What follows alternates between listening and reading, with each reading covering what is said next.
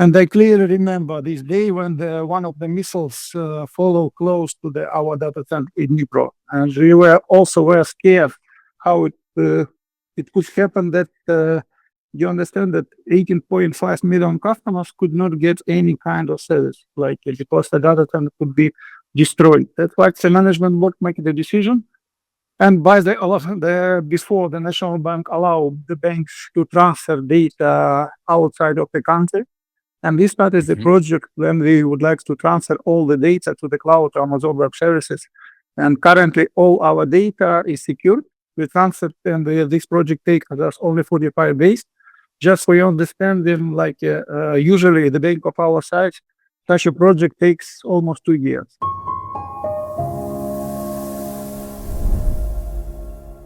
Thank you so much for taking time to speak to me today.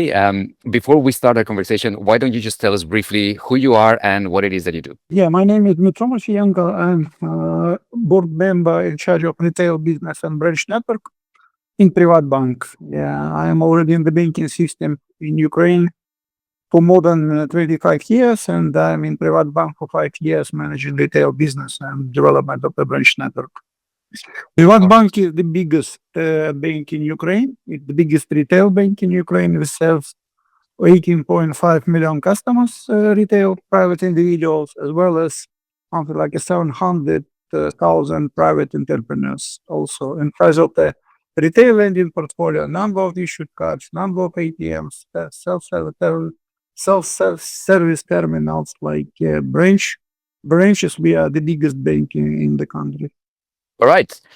Well, great. Thank you for that introduction. I would like to just jump straight into finding out a little bit more about the power banking. So I understand that as a result of the war, PrivatBank had to basically pivot very, very quickly and come up with solutions to continue operations within the entire network. So could you explain to me what is power banking and how did that idea come about? Yeah, during the war, we are the country's largest Ukrainian bank, have to be ensure resilience and implemented adequate solution to support our customers. As I already mentioned, we serve 18.5 million customers, and we are the major retail bank in the country.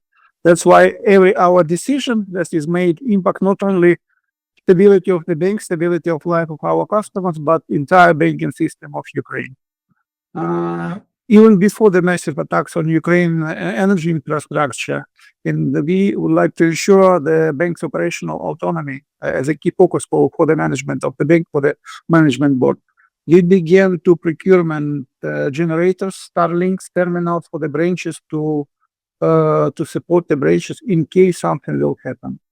It was the initiative coming from the National Bank of Ukraine to support and to unite, to match the branch network of all Ukrainian banks, try to serve all the customers, not like only the customers of our own customers, like PrivatBank customers, but all Ukrainian customers. And for example, all in our case, it was currently we have almost 600 branches across all our network. It's 1,100 branches, which could serve customers during the full blackout. That they are already equipped with generators and they equipped with Starlinks or fiber optic internet, some of them. That's why that means that all the customers, not only of our banks, but still the other customers of other banks could come to the bank's branches and to get financial services. That was quite a bold move in order to continue to ensure continuity of the services in branch.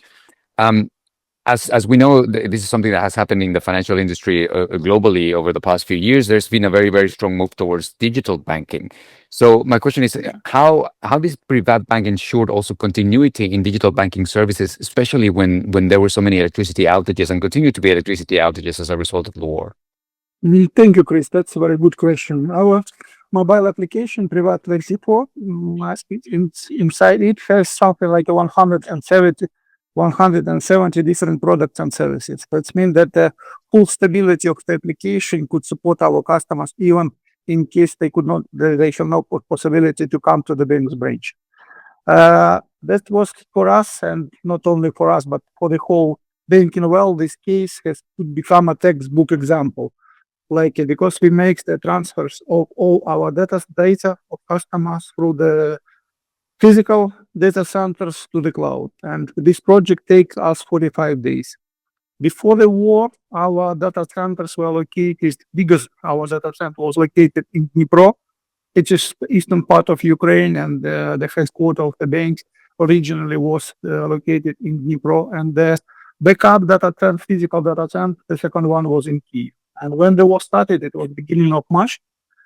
And I clearly remember this day when one of the missiles followed close to our data center in Dnipro. And we were also very scared how it could happen that you understand that 18.5 million customers could not get any kind of service, like because the data center could be destroyed. That's why the management board make the decision. And before the National Bank allowed the banks to transfer data outside of the country. And we started the project when we would like to transfer all the data to the cloud to Amazon Web Services. And currently all our data is secured.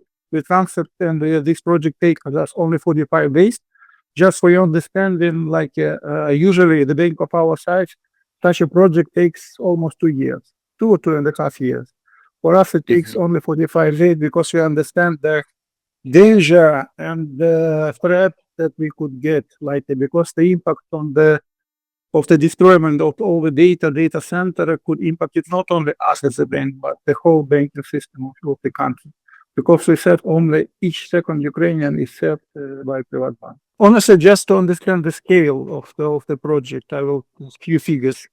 We migrated 3,500 servers and over 270 critical applications. And we uploaded more than 6 petabytes of customer data and transactional information to the safe cloud environment. It was really a very complicated and difficult project for us, but it has the most significant IT team. The bank considers itself as the most innovative bank in the country, started from early 90s. That's why it was that very important and challenging task, but still we understand we have no other choice but to do it as fast as we can. That's why, because it was the question of life and death. We're very grateful to our customers because for their patience and support. Because we faced some obstacles, cost and cyber attack during this period of time, but however, we never ceased the operations for even a single day, just due to the strong execution of the task which was set by the management and executed by whole IT team. Help me understand how has this power banking initiative contributed towards the cohesion of the entire financial system in Ukraine and towards the resilience that the systemic resilience that the industry has developed during these difficult times? It was very important, first of all, because during the blackouts, when the speed of transferring funds to volunteers or to family members each migrated outside the country was a matter of life and death, our branches with operational generators and Starlink terminal became like a lifeline. In many regions, our bank branches, not only our bank, but others like the other banks, not only state banks, but also private banks, were become not only places for banking transactions, but and for both customers of our banks and non-customers, all the client people come to charge their devices and to warm up. Because this was true in some cities like Mykolaiv, Kherson, Chernigiv, Kharkiv, and many others. And the most important, of course, the banking services remained accessible. Like the customers could access their funds, could check balances, could withdraw the cash, and it was very important. That's why initiative came from the National Bank, as I mentioned, but was fully supported by the whole banking community, because we understand we should keep like a financial front line, and to support the country, to support our customers, and to support the economy of Ukraine. I would also like to touch upon from a strategic perspective, what were the strategic decisions that you had to make in order to maintain stability, but also I think there's also a very important element of trust here, and what I hear about the fact that customers' service was not interrupted at all. Tell me a little bit about how did that impacted the trust that customers have in PrivatBank, and what strategic decisions were made in order to maintain that trust? So very good questions. I described it, during these 3 years, on different conferences. And the most important step for us was not to stop the lending. I will tell you, at the beginning of the war, our market share was 26%. Just in 2 years, by the end of 2024, we have 36. Just we, in bank of our size, we almost double credit portfolio. This is to confirm the trust and support of PrivatBank by their customers. We cut the interest on the loans in March 2022 at all. We provided few programs and we cut some commissions for the cash withdrawal, for the cash replenishment, like for several months. Also, we provided like credit holidays for the customers which were in a difficult situation, and especially at the beginning of the war. This also like shows the trust to the bank, to our customers, and opposite wise, like the customers began to trust the bank and to rely on the bank. Just despite the war, NPL is much below than it was at the beginning, even before the war. That's confirmed that Ukrainians have very good discipline. They trust the banking system and they support their country. They understand that not to repay the loan in such a difficult situation will impact the whole economy and the whole banking system. It sounds to me that some of the decisions that you made were not necessarily strategic business decisions. So, for example, you talk about how some of the metrics were impacted, and of course, that is the outcome of some of the decisions that you made. But, for example, the power banking solution, for me, it doesn't really strike me as something that a board would decide as a matter of strategy. It seems to be more a matter of solidarity and a way in which the financial system, and specifically PrivatBank, could support the activities, the financial activities of the entire country. Tell me a little bit, how was that decision making, or how was that decision made from the executive management team, and what is it that you discussed when you thought, okay, let's do this, let's make our branches available to all customers of any bank, and let's provide them with electricity, even if they just don't necessarily need to use the bank, but if they want to charge their devices or use their mobile phones, etc. Yeah, honestly, we never think about the market share when this project was launched. It was the part of our like a mission, to support Ukrainians and to join. There was no even discussion to join it or not to join, because it was necessity for the country and for the banking system to support the customers and support Ukrainian. No one care who customers carry to the branch this time. It's our customer of the other bank. We need to support Ukraine. We need to support National Bank of Ukraine to launch this initiative and to be successful. And at the end, just 60% of the whole branch network across the country could operate without any electricity, because still equipped with generators, with Starlinks, with special internet cables. We could provide transactions to support customers. As I told you, it was the places where the customers could use their just to make warm up, and to charge their phones, to charge their devices, to contact their relatives, which were separated at the beginning of the war, and partially some time is already separated. We have the same situation in June last year, when we have lack of electricity due to the terrible missile attacks on the energy infrastructure of Ukraine. And that's why this is like a oasis in the desert, these banking branches, and not only banking branches, but branches. It was the first initiative to do it, like a power banking initiated by National Bank. Then other companies, big retail stores, retail chain joined this initiative. They opened the stores also during the situation they equipped it and generated. Really it's all like a big generator. It works despite all the circumstances about blackouts, missile attacks and terrible wardage started by Russia. Now, help me understand, Dmytro. What's your view on how the financial system will change in Ukraine as a result of all the adaptability and all the fast decisions that have been made through the war? We of course hope that the war finishes soon. What's your outlook for how this will impact Ukrainian's financial system going forward? Yes, it was only one step of a lot of steps that made by the banking system. It's not. It shows us that first of all we could stay, we are resilient.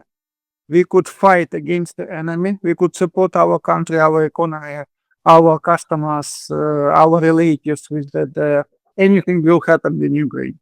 Also, during these war times, we don't stop the innovation and different market solutions. Just to understanding it was not only that we opened the branches and support the customer with this existing range of products and services. We are first bank in Ukraine and like a third bank in Europe and sixth bank globally, which launched Tap to Pay, the terminal in iPhone, together with Apple. They choose us as the biggest bank in Ukraine, and we were sixth in the world, you could imagine, with whom they launched such a product. And our indebtedness that we serve 700,000, they could provide like a possibility to make the payments using not like a fixed post terminal, but just their phones. They provided iPhone, and you could pay for the goods for the different tasks, services using the iPhone. Well, Dmytro, I'm very, very grateful that you've taken the time to speak to me. I just have one last question before we conclude. You've talked about Tap to Pay. You've talked about innovations like the loyalty program. What else can we expect to see from PrivatBank in terms of innovation in the next years to come? And how has the current situation impacted the way in which you innovate? Yeah, we have some interesting projects. For example, we would like to make car financing online fully. I mean, not for the customers to visit the showroom, to go to the dealers, but to get to send the application to choose the car and to get loan in Privat 24. This is one of the projects that we would like. We plan to launch it this year. Also, we have several others additional programs for our customers, like using like our loyalty program. We have launched already the saving services envelopes. It's very popular among Ukrainians, and we will add some possibilities for the legal entities and also charity fund to use it, because before it could be used only for individual. We are optimists. We are sure that we will win, and Ukraine will be the winner in this absolutely terrible and not fair war which started by Russian Federation. Yeah. No, I just have to say, Dmytro, that it's really admirable how the Ukrainian people have handled this situation, how the financial system has come together to help the whole country weather the current war. And I just want to thank you very much for your time and for your candor and for taking the time to share this with us. Thank you, Chris. We are very grateful for the support, especially for the Nordic countries. We are one of the biggest supporters of Ukrainian. We thank you a lot, all of Ukrainians, not only bankers, like all the country. Thank you for your support and for your trust and for your just permanent belief in our victory.